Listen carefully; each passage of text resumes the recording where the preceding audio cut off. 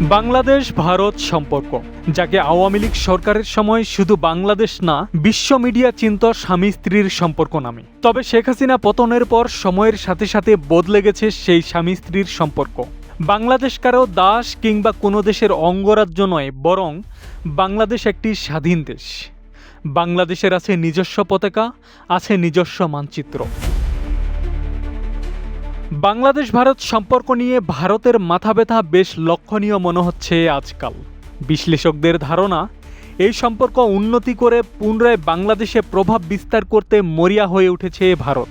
Bangladesh America সম্পর্ক, চীনের সঙ্গে বার্মা ইকোনমিক করিডোর, চীনের সহায়তায় ড্রোন ও ডিফেন্স ইকোনমিক জোন নির্মাণ, তিস্তা মহাপরিকল্পনা বাস্তবায়ন, চীনের সঙ্গে মোংলা বন্দর চুক্তি, ভারতীয় ইকোনমিক জোনের বরাদ্দ বাতিল করা, তুরস্কের সঙ্গে ড্রোন অ্যাসেম্বলি কারখানা নির্মাণ, যুদ্ধবিমান ক্রয়, চিকেন নেকের কাছে বগুড়া বিমান ঘাঁটির অনুমোদন, সীমান্তে কঠোর হওয়া সহ ভারতের চোখে চোখ রাখার ফলে বাংলাদেশকে নিয়ে খুব অস্বস্তিতেই পড়েছে ভারত।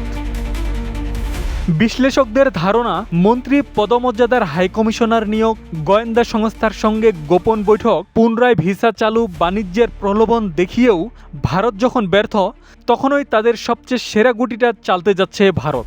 ধারণা করা হচ্ছে পলাতক স্বৈরাচার শেখ হাসিনাকে বাংলাদেশের হাতে তুলে দিতে যাচ্ছে ভারত।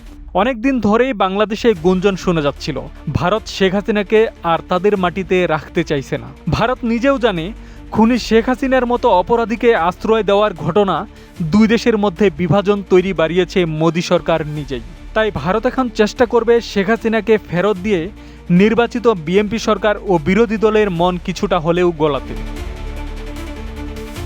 এদিকে রয়টার্সকে দেওয়া এক সাক্ষাৎকারে শেখ হাসিনা জানিয়েছে, সিনিয়র নেতাদের নিয়ে ডিসেম্বরেই বাংলাদেশে ফিরে আদালতে আত্মসমর্পণ করবেন। জীবনের ঝুঁকি ও দলের অস্তিত্ব বিলীন হওয়ার ঝুঁকি থাকা সত্ত্বেও তার দেশে ফেরার সিদ্ধান্ত স্পষ্টতই প্রমাণ করে নিজের ইচ্ছেতে নয়, বরং ভারতই তাকে ফেরত পাঠাতে চাচ্ছে। 2 বছর যাবৎ ভারত নিজেদের জনগণ, বিরোধী দল ও আন্তর্জাতিক মহলেও বেশ সমালোচিত ও চাপের মুখে আছে, বিশেষ করে বাংলাদেশের সঙ্গে নিজেদের স্বার্থ রক্ষার ক্ষেত্রে।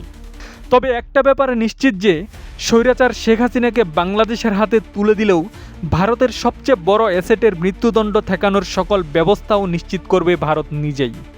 রাজনৈতিক বিশ্লেষকরা বলছেন, এখন বাংলাদেশ সরকারকে সিদ্ধান্ত নিতে হবে, যদি শেখ হাসিনা ফেরত আসেও তাহলে ভারতের চাপ উপেক্ষা করে স্বৈরাচার শেখ হাসিনাকে ফাঁসিতে ঝুলিয়ে কোটি মানুষের কাঙ্ক্ষিত বিচার নিশ্চিত করবে, নাকি জুলাইয়ের সঙ্গে বেইমানি করে আওয়ামী লীগের মতোই ভারতের আরেকটি পুতুল হয়ে দেশকে সার্ভ করবে।